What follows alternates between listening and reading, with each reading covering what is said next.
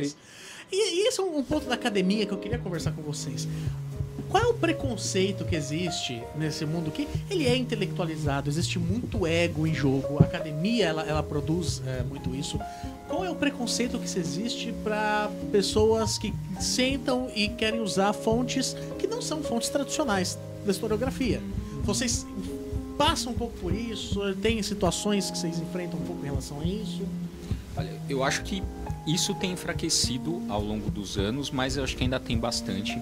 Eu faço uma análise muito particular, talvez nem tantas, mas eu acho que uma parte disso vem de uma herança da escola de Frankfurt, que vai ver em qualquer coisa da indústria cultural como alienação, como lixo, né, como um produto para fazer uma lavagem cerebral nas massas, né? Então a gente tem uma herança acadêmica que vai analisar quadrinhos e cinema por aí, né?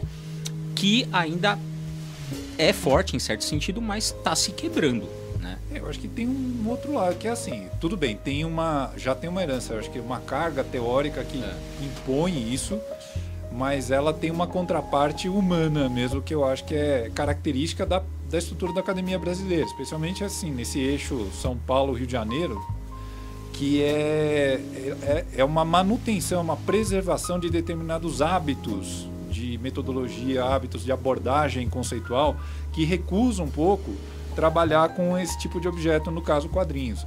Quando eu estava no comecinho do mestrado, minha expectativa de trabalhar no mestrado, que já foi assim, acho que no primeiro semestre já foi descartado, eu ia buscar, acho que leituras gramscianas ou marxistas, que seja, na obra do Alan Moore.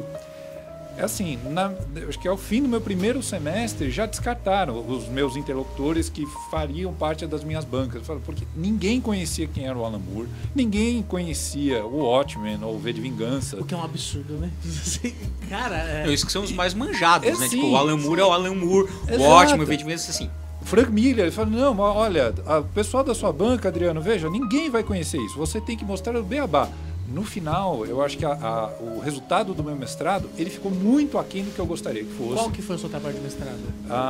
Eu trabalhei história em quadrinhos, como é que é? O herói como síntese da identidade norte-americana, porque aí eu fiz uma leitura de como o herói ele é um agente fora da lei, mas que age em benefício da lei, dentro de uma peroração junto aos teóricos da independência. Mas foi muito aquém do que eu gostaria. Eu queria ter trabalhado mais com uma leitura conceitual, teórica, dentro de uma determinada obra. Foi descartado. Assim, os meus orientadores, né, aquelas pessoas de banca, eles falaram, não dá, você precisa apresentar os quadrinhos pra gente, porque a gente não conhece. E eu acho que você ainda continua escutando isso. Porque assim, eu fiz o meu mestrado faz, sei lá, mais de 10 anos. No teu doutorado eu tenho a impressão que você ainda escuta certas críticas. O que é complicado em relação a esse ponto que você está falando, porque você não vê isso para outros tipos de fontes que também não são tão tradicionais. Quando você pega ofícios de não sei o que no século XVIII, que ninguém faz a menor ideia do que se trata, você não vê essa certa necessidade de didática, né? Exato. A gente quer sempre pressupor que essa fonte advinda desse mundo pop, que ela precisa de toda essa introdução. Porque, de certa forma, o acadêmico quer se colocar um pouco acima, né, desse universo, né?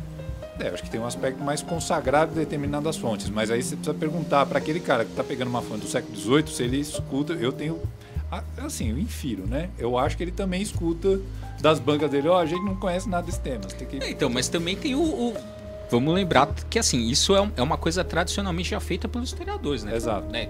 E tem também aquela coisa, historiador, não estou dizendo que eu acho isso, mas assim, tem aquela coisa, mas assim, historiador é quem vai entrar em arquivo. Entrou em arquivo, você não é historiador, né? As tuas fontes estão em quadrinhos, você tá... Pô, eu baixei todo o Batman lá do Detective Comics 27 até hoje, tenho todas em HD. Fala, não vai entrar em arquivo, você é historiador? Sou. Pois é. A sua pesquisa no doutorado trata sobre o quê, Bruno? Então, no doutorado eu estou estudando as relações entre super-heroísmo e fascismo, né? Especificamente pegando dois personagens emblemáticos, né, que é o Batman e o Superman, e eu quero fazer uma análise desses 80 anos que esses dois personagens têm, né? O Superman fez o ano passado 80, o Batman está fazendo esse ano. Então, e vai também muito no que você falou da relação dessa coisa do herói, como que ele age dentro, aliás, fora da lei, porém para garantir que ela seja cumprida, né? Que você mostrou no seu mestrado, e isso tem certos desdobramentos, né? Porque é isso, o super-herói, ele não, a rigor, ele não tem direito de fazer aquilo que ele faz. Ele está sendo autoritário quando ele cumprindo as funções dele como super-herói. Esse autoritarismo tem um quê de fascismo? Sim, não? Como é que é essa relação? Pode ter? Essa hipótese o Alan Moore lançou, né? Ele insinuou isso, né? Tem uma entrevista que ele fala isso. Ele diz o seguinte, será que é por ele joga meio isso assim, será que é por acaso que a gente nunca se consumiu tanto super-herói e você tá tendo um avanço nas personalidades, na direita de modo geral, em certos movimentos que flertam com o fascismo? Será que isso é por acaso? Ele joga essa questão. Isso me despertou interesse.